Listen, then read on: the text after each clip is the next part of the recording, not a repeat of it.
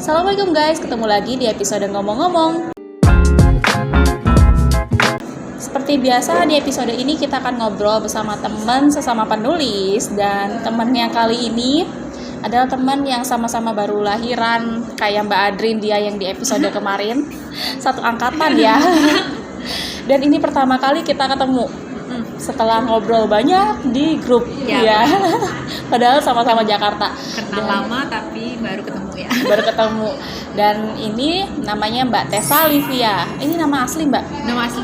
Tessa tapi Alivia. Nama panjang aku sebenarnya lebih panjang lagi. Tapi untuk nama pena aku cuma ambil yang Tessa Livia aja. Oh, Tessa Livia ini digabung Tessa Livia. Iya. Aku juga bingung kenapa orang tua aku dulu ngasih nama kayak gitu. Aku pikir ini nama pena gitu ya.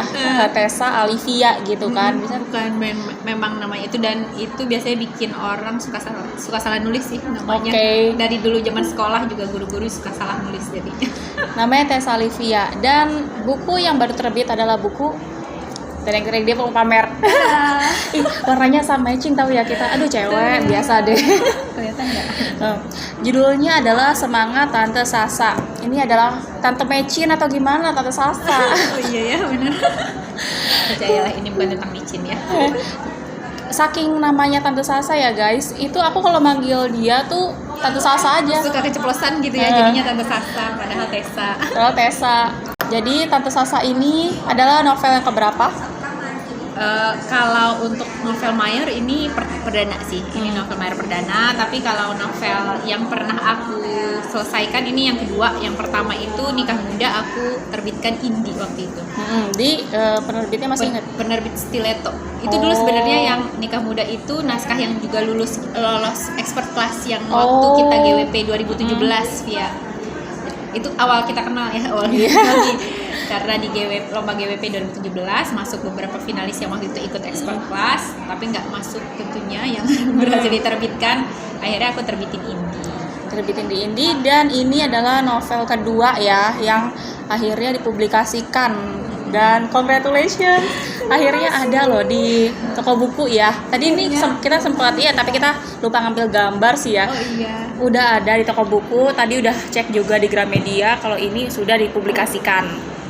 Terus ceritain dong itu tentang apa? Semangat Tante Sasa ini sebenarnya ceritanya tentang Tante Sasa yang secara terpaksa harus menjaga keponakannya Felisa yang masih 6 tahun selama 40 hari. Kenapa Tante Sasa ini jagain? Karena Felisa ini udah nggak ada orang tua dan selama ini Felisa tinggal sama neneknya, dan kebenaran neneknya itu harus berangkat ibadah haji.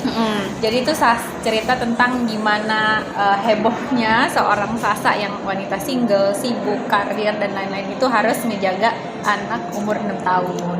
Itu aku ini ya, sebuah ide yang baru buat di novel percintaan, romansa. Ini ceritanya tentang motherhood. Aku tahu kalau ini adalah buku yang sebenarnya judul awalnya nggak kayak gini. Iya benar. Judul awalnya apa dan udah berapa pilihan judul yang sempat diseleksi. Jadi ini tuh naskah diikutkan waktu TWS 2020. Waktu dimasukin TWS, aku masukin di GWP itu judulnya 40 hari menjadi ibu. Karena aku nggak kreatif nyari judul, jadi memang yang kepikiran itu adalah 40 hari menjadi ibu. Terus waktu udah selesai waktu dipinang GPU, semuanya udah selesai nih, yang untuk editing, isi semuanya udah selesai, bahkan udah milih cover. Terus habis itu dari internal GPU-nya saran, wah kayaknya kalau 40 hari menjadi ibu itu kesannya kayak cerita non fiksi. Pembaca-pembaca blog aku pun juga pas aku waro-waro mau nerbitin buku, mereka juga banyak yang nanya bilang, ini tuh non fiksi ya, ini tuh buku ini parenting ya gitu.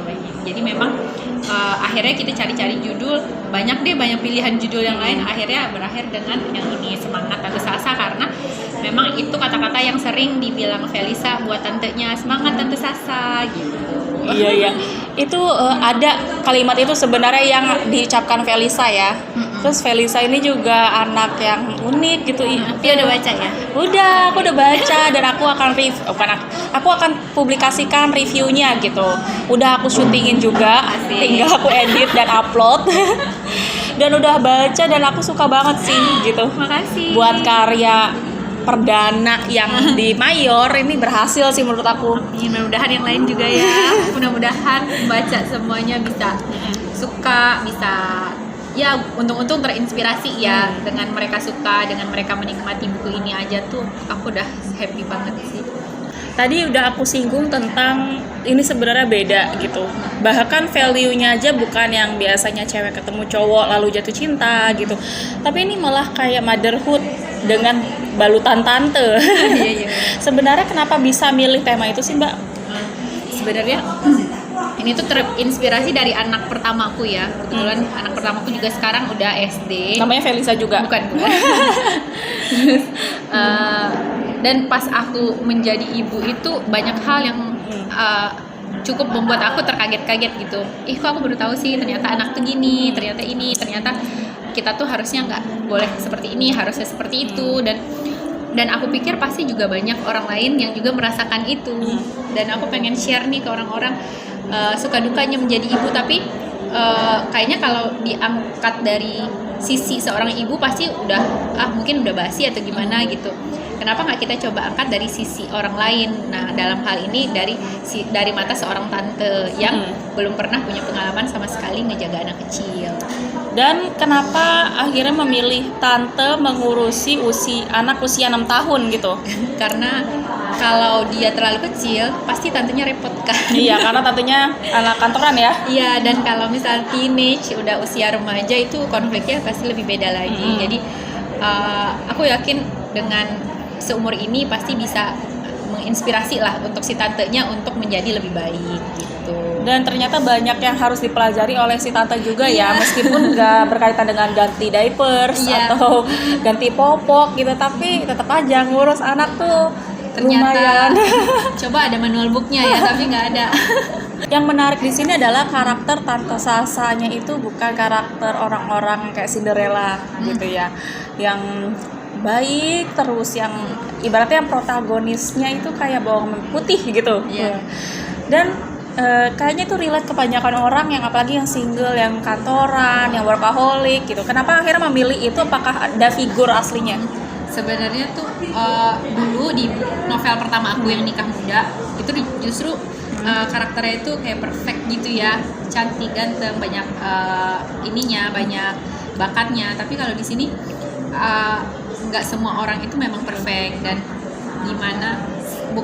yang utama itu bukan perfectnya, tapi bagaimana mereka belajar untuk jadi lebih baik. Dan melalui buku ini aku pengen menggambarkan ke orang-orang, nggak apa-apa kok kalau misalnya kita nggak sempurna, nggak apa-apa kok kalau kita banyak salahnya, asal di sepanjang itu kita belajar untuk jadi lebih baik, dan itu lebih ngena ya buat orang-orang, mudah-mudahan.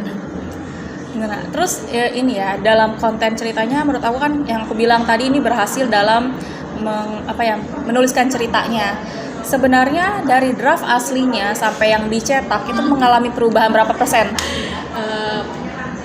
Bukan perubahan berapa persen kali ya, mungkin ada tambahan hampir 50% dari draft awal. Jadi emang gimana ceritanya sampai ada tambahan? Kalau yang waktu draft pertama, jadi kan aku ikut masukin ini ke TWS tahun lalu. Itu kalau di total kalau di Word-nya itu paling cuma 100 halaman. Terus waktu itu aku ikut camp. Ya, bootcamp. Pas waktu ikut bootcamp itu aku ingat kan waktu itu bareng Mbak Didit ya. Mbak Didit bilang ini tuh yang kurang tuh karakternya. Jadi kenapa karakternya seperti itu, harus ada alasannya. Terus akhirnya aku mikir ya juga ya, dan yang kurang itu memang itu background karakternya. Akhirnya aku masukin, aku secara inti cerita sebenarnya sama, sampai ending juga sebenarnya semuanya tuh masih sama. Yang aku tambahkan itu lebih ke background karakternya. Kenapa Sasa jadi seperti itu, kenapa mamanya bersifat seperti itu, kenapa Seno seperti itu. Jadi agar cerita itu lebih utuh, jadi orang tidak hanya merasakan rentetan kejadian berikut kejadian, tapi orang jadi bisa ikut merasakan, oh ini sebelum ada alasannya loh dia kayak gitu. Kerasa nggak Via pas baca? Kerasa. Dia seperti itu. Seno kerasa, terus Sasa juga Sasitanya, antara Sasita sama mamanya itu yang kayaknya relate banget ya buat orang-orang yang udah dewasa gitu. Dan di draft awal nggak kayak gitu. Terus mamanya juga dikulik lagi di draft itu atas saran dari Mbak Dit itu apa? Iya, jadi semuanya. Jadi Sasanya, Senonya, mamahnya ya, terutama 3 itu, dan karakter V-nya juga, V-nya dibuat lebih anak-anak ya. Mungkin awal-awal beberapa memang anak-anak, tapi kadang namanya kita dari view orang dewasa ya, mungkin ada beberapa bahasanya yang masih kurang cocok, dan itu semuanya udah disesuaikan. Itu sih yang reward paling utama dari draft pertama waktu di GWP. Jadi kan tadi udah diceritain kalau di sini ada penambahan, ada masukan juga. Itu dari awal draft sampai akhirnya publikasi gitu, publish, ini udah memakan berapa lama waktunya? Waktunya dari draft awal selesai itu kan kita, kalau nggak salah TWS itu kita cuma kasih waktu sebulan ya, Vi ya? Vi ikut nggak waktu itu ya? Iya, Sebulan 2 bulan sih yang 2 pertama bulan ya. Yang apa, ada ininya kan, ada perpanjangan. Oh iya. Jadi kalau nggak salah tuh efektifnya tuh kayak cuma sebulan lebih sedikit gitu. Aku beresin naskah ini dari pertama mulai sampai selesai. Terus udah aku endepin lama, aku ikutin bootcamp. Bootcamp itu akhir tahun. Jadi pas akhir tahun aku ikut bootcamp. Jadi kurang lebih selama bootcamp itu ada di Desember itu aku udah submit hasil bootcamp, hasil reward yang si Tante Sasa ini. Dulu masih 40 hari menjadi ibu ya. Aku udah submit di Desember. Terus akhirnya beberapa bulan kemudian aku dikabarin kalau GPU tertarik katanya untuk meminang si naskah ini. Itu dan akhirnya terbit itu di bulan September ya kemarin. Berarti dari naskah full aku kasih di Desember, terbitnya di September. Panjang ya. Panjang sekali. Ini kayak buat ini kayak notes buat kita semua kalau nggak bisa instan ya untuk menghasilkan karya yang menurut kita tuh udah mendekati sempurna lah ya gitu. Setidaknya kita nggak menghasilkan karya yang asal-asalan. Iya. Ada nggak sih pesan-pesan untuk bisa, kan ini judulnya semangat. Iya benar. Ternyata penulisnya nggak semangat waktu kerja revisi, pernah nggak sih? Makanya aku suka bilang beberapa judul yang dikasih opsi itu yang paling aku suka kan memang ini yang semangat Tante Sasa, karena aku bilang karena nggak hanya Sasa yang disemangatin oleh V, aku juga disemangatin oleh mereka berdua untuk kan cita-cita banget ya bisa nerbitin di GPU, dan mereka karakter-karakter itu yang membuat aku untuk tetap ngejaga semangat membereskan agar si naskah ini selesai, bisa dilihat di toko buku, bisa ngebaca review-review orang-orang tentang buku ini. Itu kebahagiaan tersendiri sih. Jadi proses panjang selama ini tuh rasanya kebayar lah dengan semua itu. Ini judulnya Semangat Tante Sasa, covernya begini guys. Sebenarnya gemesin banget. Ada nggak sih hal yang sebenarnya ada di realitanya Mbak Tessa dan dimasukin ke sini? Kayak banyak deh. Soalnya ini pengalamannya kayak real semua gitu loh. Jadi buat mama yang udah punya anak, mungkin banyak yang ngerasa relate ya dengan Tante Sasa, karena memang itu real terjadi di dunia nyata. Ya salah satunya ini aja. Salah satunya misalnya anak yang makannya lama. Kan Felisa makannya lama ya di sini, ya ampun. Anak pertamaku juga dia udah bisa makan sendiri, tapi kalau nggak dibilang namanya Tita, Tita suat Tita, kalau nggak digituin tuh makannya bisa 2 jam, tau nggak? Terus mesti disuir-suir. Iya, harus disiapin dulu. Kalau nggak, kok nggak suap-suap? Iya, ini susah motongnya gitu, yang kayak gitulah. Jadi, dan aku tuh banyak banget dapat DM dari orang-orang juga, apalagi yang udah punya anak ya. Dia bilang, ya ampun bener banget nih anakku banget, makannya lama gitu. Jadi buat yang udah punya anak pasti ngerasa tuh beberapa hal yang relate dengan anaknya. Terus kalau kasih tugas pagi-paginya baru kasih tahu. Lagi sekarang online ya, online tiba-tiba ini kemarin kata bu guru cooking class atau apa gitu, ya ampun belum disiapin. Mana kan kalau misalnya sekarang online cooking classnya di rumah ya, dia kan by Zoom gitu, belum siapin bahan-bahannya, ya ampun. Itulah. Terus bener-bener kayak cerita apa ya, kalau zaman kita sekolah dulu kan ngasih tahu ke orang tua tuh manual aja. Iya. Kalau orang tua sekarang kan punya WA group ya gitu. Itu menyelamatkan banget sih tuh WA group. Jadi ini anak yang lupa ngasih tahu kita bisa sambil cek-cek di WA group kan. Terus tadi ngomongin ini Felisa ini kan yatim piatu diceritainnya, dan psikologis orang yang yatim piatu gitu, anak kecil apalagi itu kan beda daripada anak yang masih punya keluarga utuh gitu, orang tua utuh. Itu sempat apa ya, ada figur aslinya kah untuk mempelajari karakter itu atau bisa apa ya, ngebayangin gitu? Sebenarnya tuh aku lebih ke ngelihat anak sendiri ya, maksudnya ngebayangin kalau misalnya dia nggak punya orang tua dia kayak gimana ya, atau misalnya ngelihat anak lain yang lagi lucu-lucunya, terus aku mikir kalau misalnya mereka nggak punya orang tua gimana ya, aku kasihan banget kayak gitu. Makanya kadang pas tulis ini pun juga aku kan suka baper sendiri gitu loh, maksudnya ngebayangin kamu kasihan banget anak kecil. Dari dulu tuh aku suka banget sama anak kecil, bahkan sebelum punya anak, karena kan aku anak bungsu ya, nggak punya adik. Jadi tuh dari dulu tuh anak kecil juga kalau misalnya bareng aku tuh kayak langsung deket gitu loh, Vi. Jadi memang mereka tuh mungkin ngerasa ya karena aku suka anak kecil, jadi dan menulis si karakter Felisa ini aku sambil ngebayangin gitu sih. Jadi aku kayak nggak tega ya, dan mudah-mudahan si pembaca yang membaca kisah mereka juga ikut ngerasain sih. Iya, karena Felisa ini aku suka banget dengan asli. Aku juga kayak Mbak Tessa yang ngebayangin anak kecil jadi gemes melting gitu ya. Meskipun ya dia anak cewek, kadang-kadang anak cewek tuh bawel gitu. Tapi gemes gitu, kalau udah manis tuh melting juga. Apalagi dengan segala kerepotannya tuh aku nggak ngebayangin sih jadi Tante Sasa. Oke, ini ngomongin tentang motherhood. Ini tema pertama yang diambil tentang motherhood kah? Dan akan bikin lagi nggak ya kayak gini, ketagihan nggak? Enggak, ini sih aku tidak membatasi diri untuk tema apa, tapi yang pasti aku akan selalu menyelipkan nilai-nilai tentang keluarga di buku-buku aku. Ketagihan ya? Iya, jadi memang kalau buat aku keluarga itu yang utama, keluarga itu adalah prioritas utama, dan keluarga juga yang menginspirasi aku untuk tetap nulis dan lain-lain. Jadi di setiap buku aku, walaupun mungkin memang bukan spesifiknya tentang keluarga, tapi percayalah nanti bakal selalu ada selipan-selipan tentang kisah keluarga yang mudah-mudahan bisa mendapat tempat lah di hati pembaca. Iya, mudah-mudahan dapat tempat di hati pembaca. Dan berkaitan dengan keluarga kan biasanya itu cukup sensitif ya. Pas nulis ini sempat ngerasa sedih nggak atau nangis nggak ternyata? Nangis dong. Aku bacanya soalnya nangis, kayaknya karena dibikin dari hati ya, nyampainya ke hati pembaca juga. Kadang aja kalau inget kadang suka nangis sendiri, ya ampun. Aku justru nangisnya gitu ya, pas Tante Sasa sama ibunya. Iya, aku juga itu. Maaf ya penulisnya baper. Iya, justru kalau udah ngerasain bener-bener kayak masuk ke ceritanya malah bagus kan, jadi kita nggak nulis yang abal-abal gitu. Menurut aku sih kayak gitu. Jadi ketika udah sampai ke emosi ceritanya, bisa insya Allah masuk ke emosi pembaca juga. Karena kitanya aku yakin sih apa yang kita tulis dengan sepenuh hati, orang-orang juga ikut bisa ngerasain itu ya. Amin.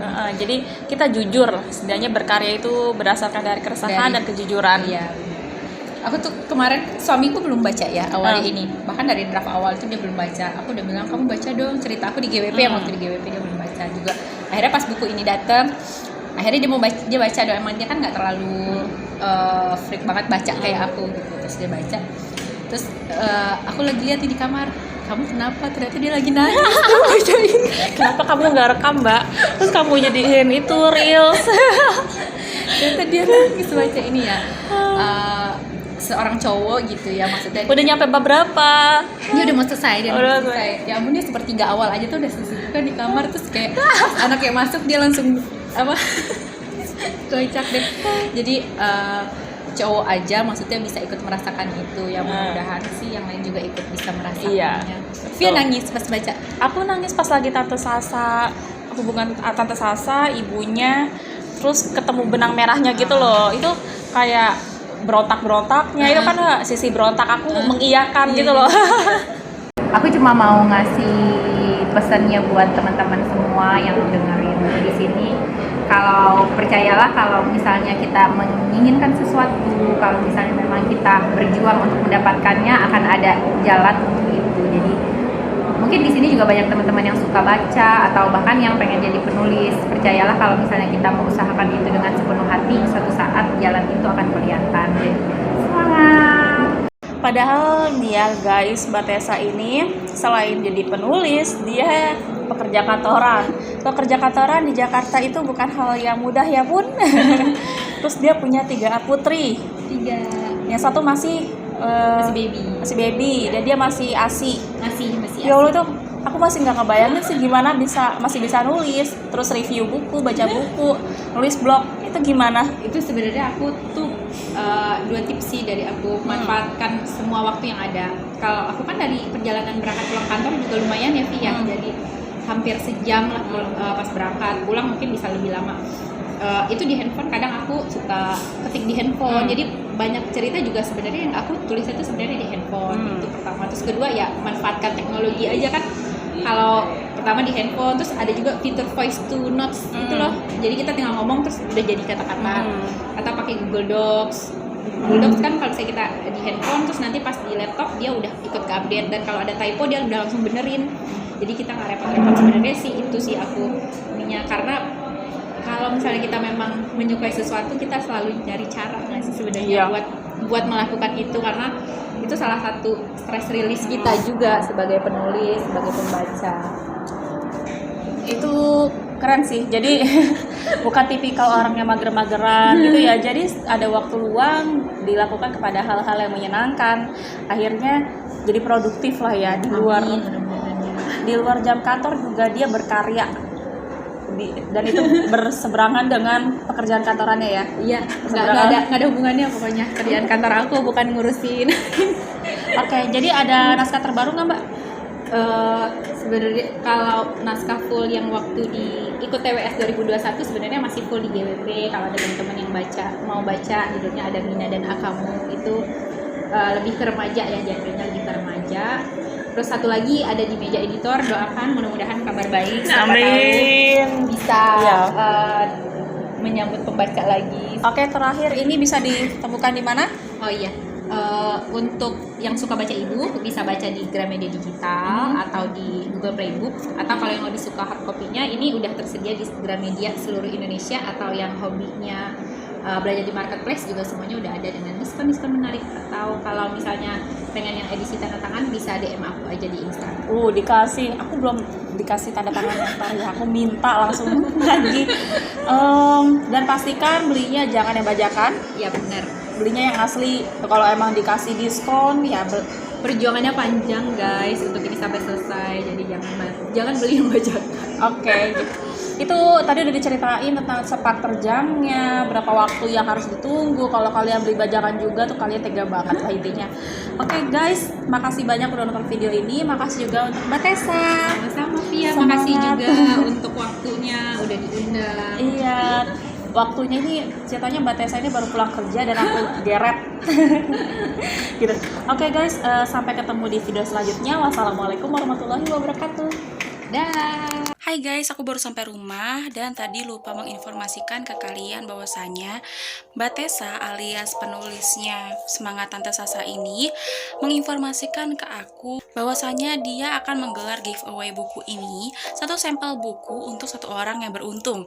Syaratnya adalah gampang, kalian cukup subscribe channel aku dan tulis di kolom komentar tentang apa sih novel yang bertema motherhood seperti Semangat Tante Sasa ini, baik dari sudut pandang anak atau baik dari sudut pandang ibu, yang kira-kira recommended versi kalian tulis di kolom komentar. Dan jangan lupa subscribe, dan durasinya itu 1 minggu dari video ini tayang. Jadi ntar aku akan tulis detailnya di kolom komentar tentang kapan sih deadline-nya gitu. Jadi aku tunggu partisipasi kalian dan jangan lupa untuk ikut giveaway ini. Semoga kalian beruntung dan sampai jumpa di video selanjutnya. Wassalamualaikum warahmatullahi wabarakatuh.